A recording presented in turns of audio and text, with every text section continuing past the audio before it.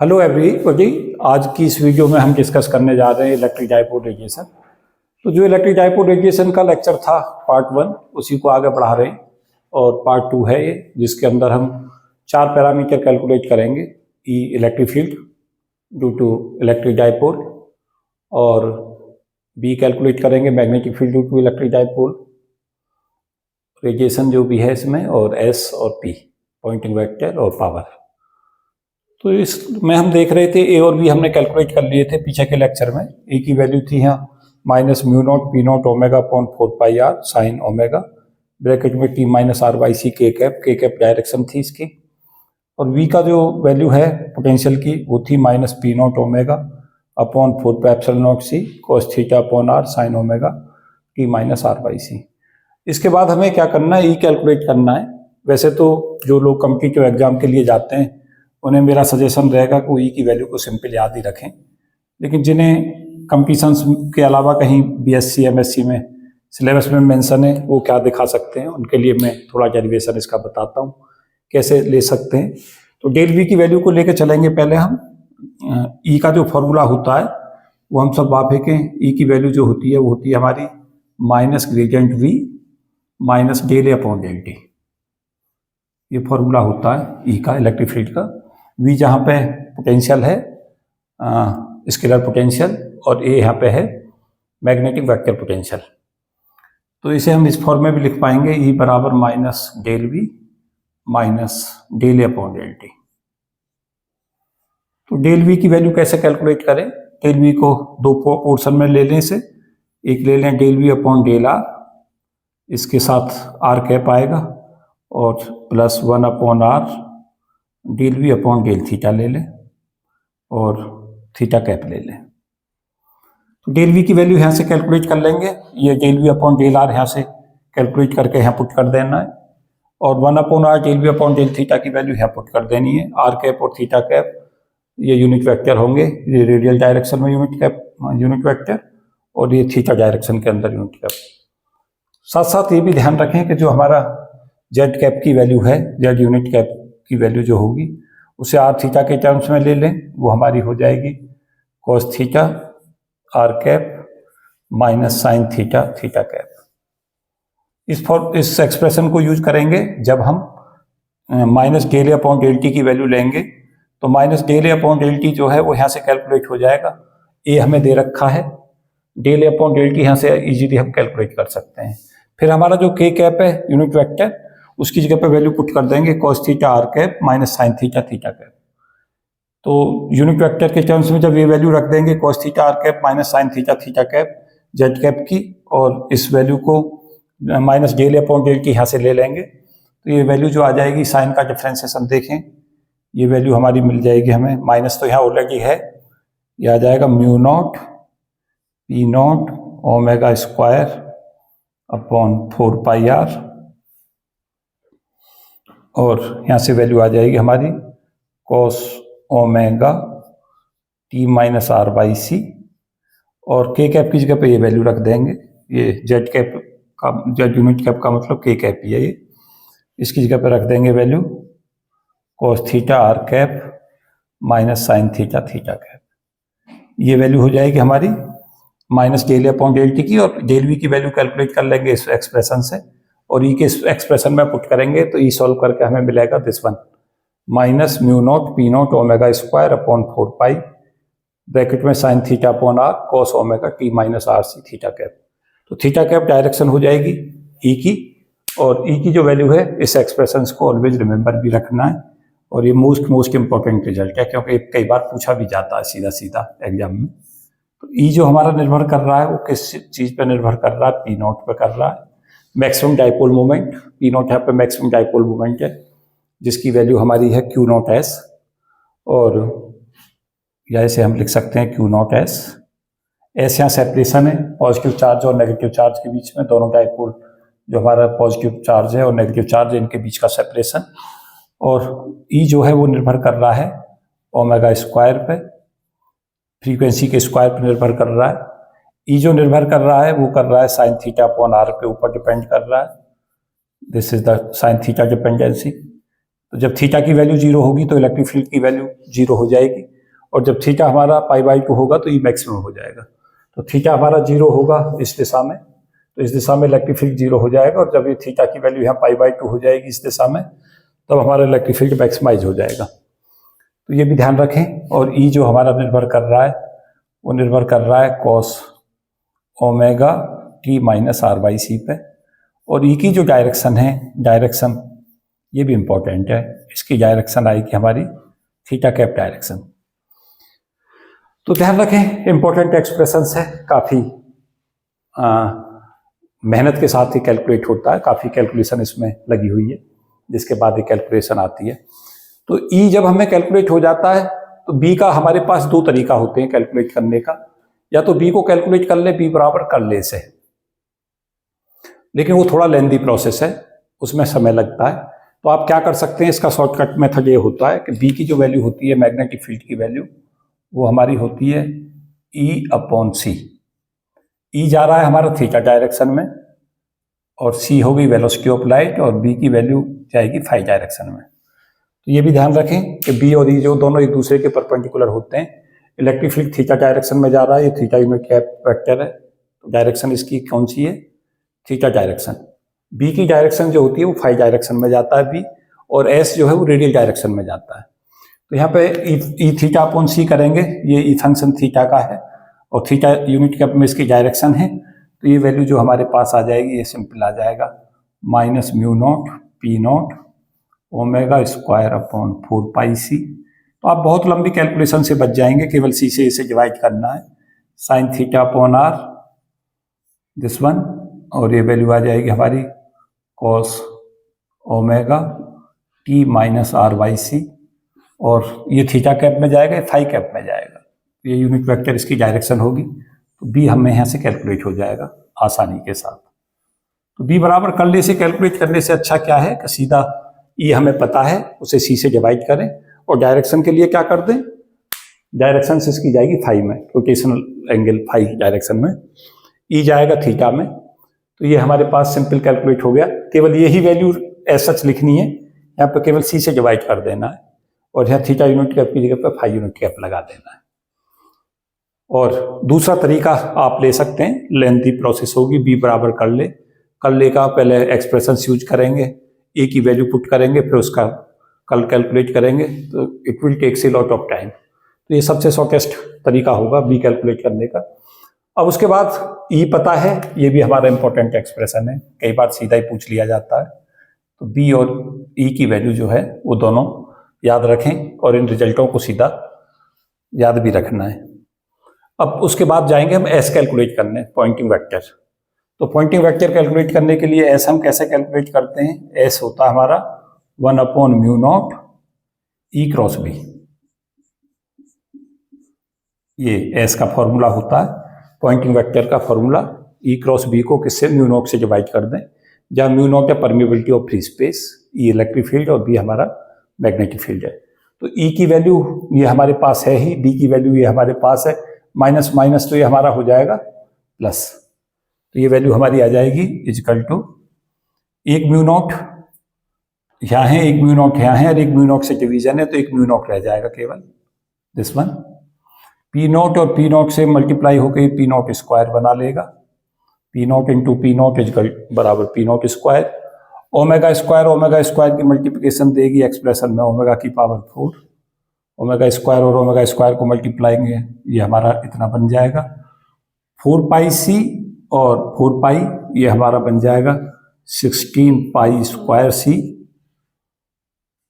देखें, और ये वैल्यू आ जाएगी हमारी sine square theta upon r², और ये दोनों मल्टीप्लाई हो जाएंगे, cos square omega t minus r/c, और थीटा क्रॉस फाई, ये डायरेक्शन कौन सी में जाएगा, रेडियल डायरेक्शन में, तो ये आर कैप इसकी डायरेक्शन होगी। तो ये वैल्यू हमारे पास आसानी से हम कैलकुलेट कर पाएंगे। एस जो पॉइंटिंग वेक्टर है किन किन चीज़ों पर निर्भर कर रहा है, वो निर्भर कर रहा है हमारा P0 स्क्वायर पे। तो वेरिएशन भी सदा देखते चलें कि किन किन फैक्टरों पे निर्भर कर रहा है। तो P0 स्क्वायर पे निर्भर कर रहा है, मैक्सिमम डायपोल मोमेंट का स्क्वायर और ओमेगा की पावर 4। ओमेगा 4 डिपेंडेंसी काफ़ी पूछी जाती है, फ्रीक्वेंसी की पावर 4 पे डिपेंड करता है पॉइंटिंग वेक्टर, काफ़ी बार आता है क्वेश्चन। तो क्या हम देख रहे हैं कि ई जो निर्भर कर रहा है फ्रीक्वेंसी पे वो ओमेगा स्क्वायर पे कर रहा है, बी जो कर रहा है निर्भर वो ओमेगा स्क्वायर पे कर रहा है, और पॉइंटिंग वेक्टर एस जो है वो ओमेगा की पावर 4 पर डिपेंड कर रहा है। तो फ्रीक्वेंसी डिपेंडेंसी इनकी जरूर याद रखें। आर पे डिपेंडेंसी की जहां तक बात है तीनों में देख लें, ई की जो डिपेंडेंसी है वो 1/r पे जाएगी, E is dependent upon 1/r, B is also depend upon 1/r, और एस जो है वो डिपेंड कर रहा है 1/r² पे। तो ये भी याद रखें, डिपेंडेंसी फिर से आर के लिए भी इंपॉर्टेंट है, ई के लिए इंपॉर्टेंट है।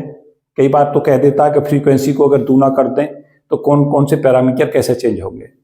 तो फ्रीक्वेंसी को अगर दूना करते हैं तो ई जो है वो ओमेगा स्क्वायर का फंक्शन है, वो 4 गुनी हो जाएगा इलेक्ट्रिक फील्ड पहले के मुकाबले, बी 4 गुना, और एस जो है वो कितने टाइम्स हो जाएगा, ओमेगा की पावर 4 पर डिपेंड कर रहा है, तो ट्वाइस करते हैं 16 टाइम्स हो जाएगा। तो इस तरीका से डिपेंडेंसी आती है। और जो हमारा स्टैटिक चार्ज होता है, स्टैटिक चार्ज में ई और बी जो है वो 1/r² के फंक्शन होते हैं, और इलेक्ट्रिक डाइपोल रेडिएशन में ई और बी 1/r के फंक्शन होते हैं। तो ये भी इंपॉर्टेंट है, डिपेंडेंसी 1/r। उसके बाद क्या करें कि एस का एक्सपेक्टेशन ले लें, एस एवरेज इसका। तो इस वैल्यू को तो एस सच लिख दें, μ0 p0² omega 4 upon 16 π² sin square theta upon r², और टाइम एवरेज ले रहे हैं तो कॉस स्क्वायर का टाइम एवरेज जो होता है वो हाफ होता है। हम सब ये भी जाने कि पूरे टाइम पीरियड में कॉस स्क्वायर का एवरेज कितना होता है, हाफ, क्योंकि कॉस स्क्वायर की वैल्यू 0 से लेकर 1 के बीच में लाई करती है। तो औसत लेंगे तो कैसे लेंगे, 0 + 1/2, हाफ हो गई। तो इसकी औसत वैल्यू कितनी हो जाएगी इस फंक्शन की, हाफ। तो यहाँ हाफ से मल्टीप्लाई करना है। तो ये एस आ गया, expectation of S, pointing vector का एवरेज। और यहाँ कौन सा एवरेज ले रखा है, TA, टाइम एवरेज। तो टाइम एवरेज का फॉर्मूला क्या बन गया हमारा, μ0 p0² omega 4 sin square theta upon 32 π² r²। ये फिर से बहुत हमारे लिए इंपॉर्टेंट है, ये सारे ही इंपॉर्टेंट एक्सप्रेशन है, पॉइंटिंग वेक्टर, ई, बी, इनकी डिपेंडेंसीज, ये सभी ऐसी हैं जो इन पर क्वेश्चंस रेगुलर पूछे जाते हैं। कंपटीशंस में काफ़ी क्वेश्चंस इन पर देखे जाते हैं और पूछे जाते रहते हैं। तो एस हम क्या देख रहे हैं कि pointing vector sin square theta का फंक्शन है। तो एस की डिपेंडेंसी में देख लें, ए और बी की डिपेंडेंसी मैंने पहले ही करा दी थी, उसके लिए आप पीछे का मेरा लेक्चर देख सकते हैं जिसमें मैंने ये सब कैलकुलेट की कराया था।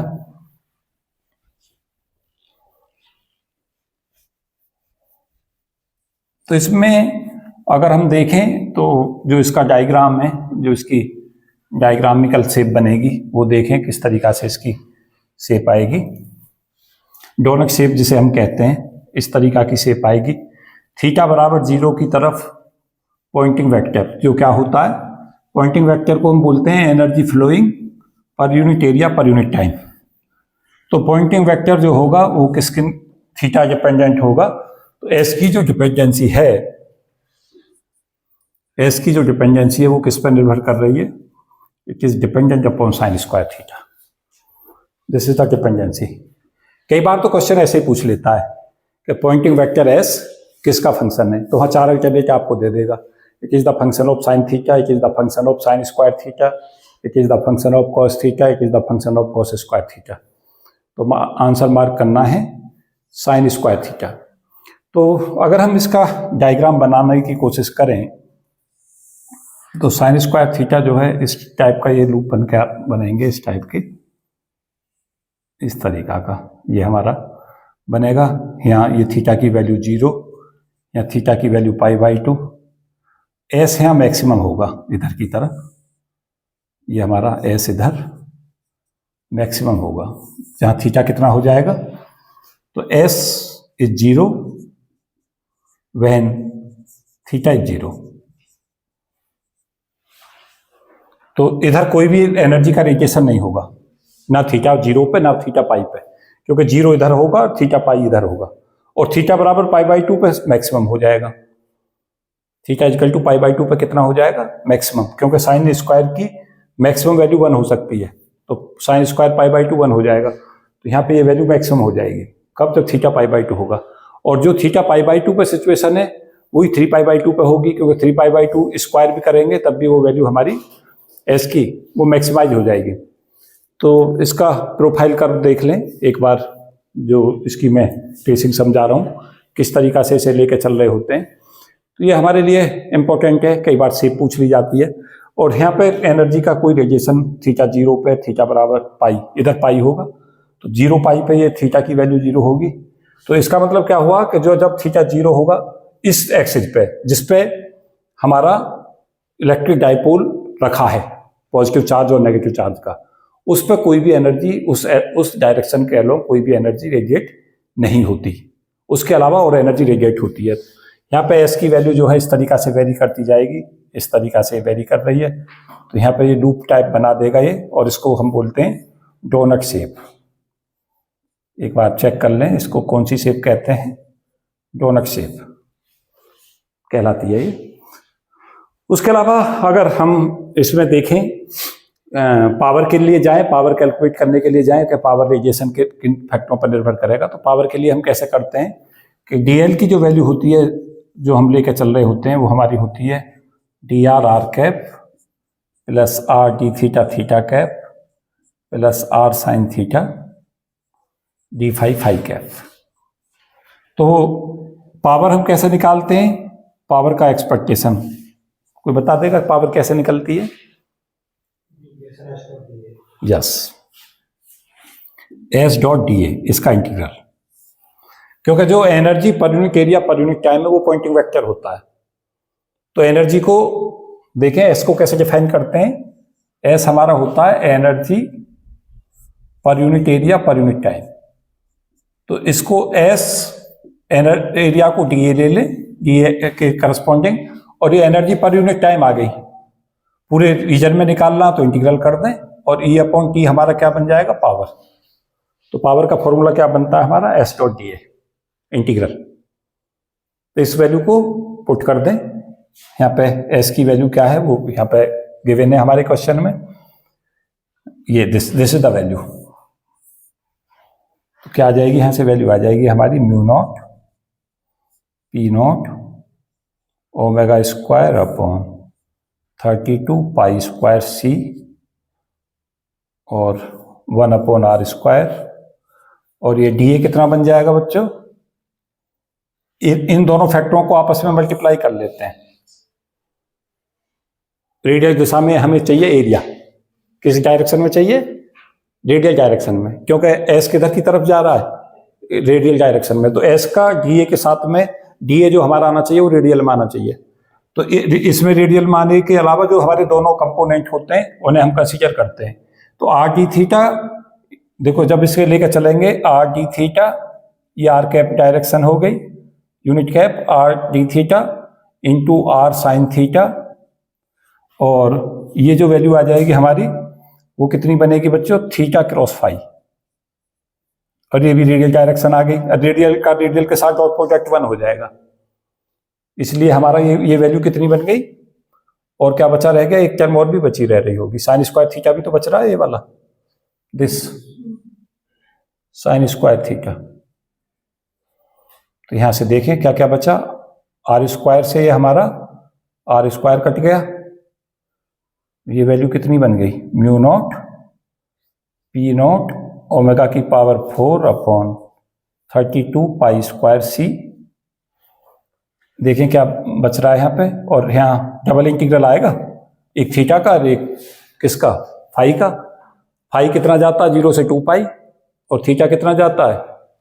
ये वैल्यू रख दें, थीटा की लिमिट 0 से पाई और फाई की लिमिट 0 से 2 पाई। तो mu naught P naught omega 4 upon 32 pi square C, ये जब हमारा कितना बनेगा? आर डी थीटा यहां से बनेगा, ये डी फाई भी तो रहेगा ये वाला, डी फाई के इंटीग्रेशन से तो 2 पाई आ जाएगा। देखें, सॉल्व करके देखें और ये वैल्यू मुझे बताएं कितनी आई। 0 से pi sine square theta sine theta D theta, ये इंटीग्रेशन बताएं कितनी वैल्यू आ रही है। और डी फाई का आ जाएगा 2 पाई।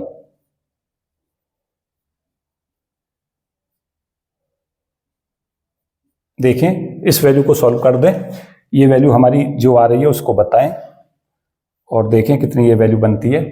ये हमारा पावर का फॉर्मूला जो बन के आना चाहिए वो आना चाहिए 1/4 pi epsilon not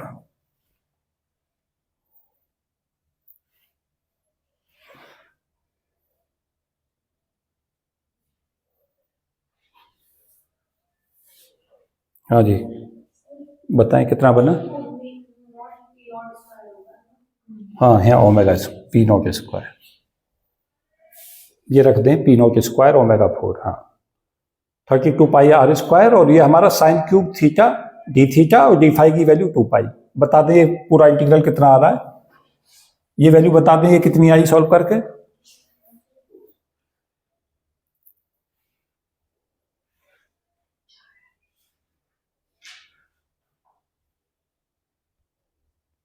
sine square theta को लिख लें 1 माइनस कॉस स्क्वायर थीटा और फिर सब्स्टिट्यूशन मेथड लगा के सॉल्व कर दें। निकला किसी का? ये वैल्यू एग्जैक्ट पूरी कितनी बन रही है? पावर का फॉर्मूला 1/4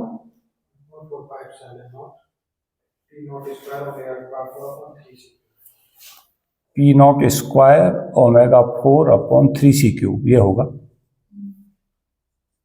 देखो ये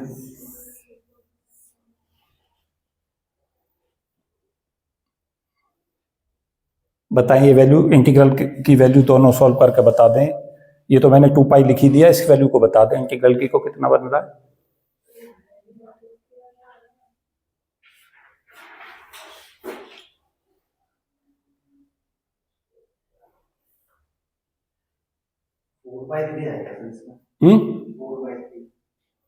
फोर पाई बाई थ्री अच्छा है, से 4/3 आ रहा है ये वैल्यू, ये 2 पाई आ रही है। तो देखो इंटू 4/3 इंटू 2 पाई, तो आ गया 4 दूनी 8, 4 दूनी 8, 4 12, ये पाई से एक पाई काट दें, ये वैल्यू आ गई mu naught P not square omega 4/12 पाई सी। बस यही तो आ रहा है, mu naught P not square omega 4/12 पाई सी। देखें ये बन रहा है सबका। अब इसमें एक काम कर सकते हैं आप, इसको म्यू नॉट एप्सिलॉन नॉट जो होता है वो 1/c² होता है, तो म्यू नॉट की जगह पे क्या वैल्यू रख सकते हैं 1/c² एप्सिलॉन नॉट, तो यहां पुट कर दें। म्यू नॉट की जगह पे म्यू नॉट एप्सिलॉन नॉट होता है 1/c², तो म्यू नॉट की वैल्यू 1/c² एप्सिलॉन नॉट हो जाएगी। तो ये वाली वैल्यू इसमें पुट करके ये नहीं बना रिजल्ट, चेक कर लें। इस पे क्वेश्चंस बहुत ज्यादा पूछे जाते हैं। ये हमारा एक मोस्ट इंपॉर्टेंट रिजल्ट है इलेक्ट्रिक डाइपोल रेडिएशन में power 1/4 P not square omega 4/3c³, जहां पावर किस पर निर्भर कर रही है, पी नॉट स्क्वायर पर निर्भर कर रही है, मैक्सिमम डाइपोल मोमेंट के स्क्वायर पे, और पावर किस पर निर्भर कर रही है, ओमेगा की पावर 4 पे।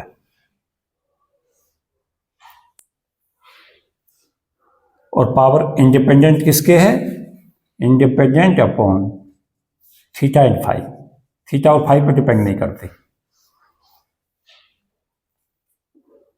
This is the function of P not square, it is the function of omega की पावर 4। तो एस में हम क्या देख रहे हैं, पॉइंटिंग वेक्टर, वो भी एस जो है ओमेगा 4 का एक्सप्रेशन दे रहा है, और एस जो है हमारा किसका फंक्शन दे रहा है, पी नॉट स्क्वायर का दे रहा है, पी नॉट का स्क्वायर, पी नॉट है मैक्सिमम डाइपोल मोमेंट है। तो यहाँ पे पावर किन किन फैक्टरों पर निर्भर कर रही है, बहुत बार आता है क्वेश्चन, ओमेगा 2 ओमेगा कर दिया जाए, पावर रेडिएशन पर क्या प्रभाव पड़ेगा। तो यहाँ दिख रहा है हमें ये ओमेगा की पावर 4 पर डिपेंडेंसी जा रही है, तो ट्वाइस करते हैं ये 16 टाइम्स पावर रेडिएशन बढ़ जाएगा अगर फ्रीक्वेंसी दूनी कर दी जाए तो। अगर इनकी फ्रीक्वेंसी जो चार्ज से ऑसिलेट कर रहा है, जैसे देखो आजकल ऐसे आते हैं क्वेश्चन, ऐसे दे देगा Q की वैल्यू है Q not cos omega T, इसके करस्पॉन्डिंग पावर P है। अब कहता है कि चार्ज ऑसिलेट करने लगता है इस फ्रीक्वेंसी से, Q की वैल्यू हो जाती है Q not cos omega T. अब कहता है पावर बताएं कितनी होगी। तो देखें यहाँ ओमेगा से कितनी फ्रीक्वेंसी चेंज करती है, 2 ओमेगा। पावर करती है ओमेगा की पावर 4 पर निर्भर, तो फ्रीक्वेंसी 2 ओमेगा करती है, पावर पी जैस की वैल्यू कितनी हो जाएगी 16p, क्योंकि अब फ्रीक्वेंसी ओमेगा से कितनी बदल दी गई, 2 ओमेगा कर दी गई। वो कहता है Q की वैल्यू हो जाती है Q not cos 3 omega T. कहता है पावर बताइए रेडिएटेड कितनी हो जाएगी पहले के मुकाबले। तो यहां पर पावर कितनी हो जाएगी, P डबल डैश कह दो इसे, 3 की पावर 4, 81p। इस टाइप के क्वेश्चनों का जमाना आजकल, ऐसे ही बनाते हैं, बता देगा एक फ्रीक्वेंसी ओमेगा से ऑसिलेट कर रहा है, इलेक्ट्रिक डाइपोल रेडिएशन की प्रॉब्लम, उसी फ्रीक्वेंसी को ओमेगा की बजाय 2 ओमेगा कर देता है, 3 ओमेगा कर देता है, या कई बार क्या कहेगा, ऐसा कहेगा ही नहीं, इक्वेशन ही लिख देगा। कई बार घुमा देता उसी क्वेश्चन को। कैसे घुमा देगा, cos 3 ओमेगा टी का फॉर्मूला ही खोल देगा है, और फिर कहेगा कि बताइए इसमें पावर रेडिएटेड कितनी होगी। तो आपको पता होना चाहिए कि cos 3 ओमेगा टी का फॉर्मूला लगा दिया है। कितना होता है cos 3 ओमेगा टी का फॉर्मूला, कोई बताएगा? हाँ जी, cos 3 omega T, cos 3a का फॉर्मूला कितना होता है, cos 3a equal to 4 cos QA minus 3 cos है, ये तो नहीं है क्यों जी? तो इस फॉर्म में दे देगा, a की जगह ओमेगा टी रख देगा, कह देगा Q की वैल्यू हो गई है cos Q omega T minus cos omega T form में। तो उसका हमें मतलब है कि cos 3 ओमेगा टी के फॉर्मूले में खुलेगी, तो फ्रीक्वेंसी पहले के मुकाबले 3 गुनी कर रहा है। तो क्वेश्चन को भी पकड़ना होता है कई बार। तो काफी क्वेश्चन इलेक्ट्रिक डाइपोल रेडिएशन पे पूछे जाते हैं, काफी महत्वपूर्ण टॉपिक है। हाँ, ये काम जरूर आपको रखना है। मैंने पीछे इससे पहले के लेक्चर में आपको कैलकुलेशन सिखाया था कि आप ए कैसे कैलकुलेट करें और वी कैसे कैलकुलेट करें, उनको सीख लें। उसके बाद में ई को कैलकुलेट करना भी हमें आना चाहिए, minus gradient V minus del upon del T से कैसे कैलकुलेट करें, और ई का फॉर्मूला तो निश्चित तौर से याद ही रखें। जैसे ई का याद करेंगे तो बी अपने आसानी से लिख पाएंगे। ई की डायरेक्शन याद रखें, थीटा कैप में जाएगा, बी फाई कैप में जाएगा, एस आर कैप में जाएगा, power independent upon R theta phi जाएगा, एस ओमेगा की पावर 4 पर डिपेंड करेगा, पावर ओमेगा की पावर 4 पर करेगा, ई और बी ओमेगा स्क्वायर पर डिपेंड होंगे। ये सब चीजें हमें निश्चित तौर से पता ही होनी चाहिए। इस टाइप के क्वेश्चंस इस पर देखे जाते हैं। काफ़ी प्रॉब्लम्स इलेक्ट्रिक डाइपोल रेडिएशन से आती हैं कंपटीशन में, जहाँ भी ये सिलेबस में मेंशन है। तो वो जो भी आपका कंपटीशन के लिए जो तैयारी कर रहे हैं उस हिसाब से आप इसे तैयार करके जाएं। इस वीडियो में इतना ही। Thank you and best wishes for all of you. जय हिंद।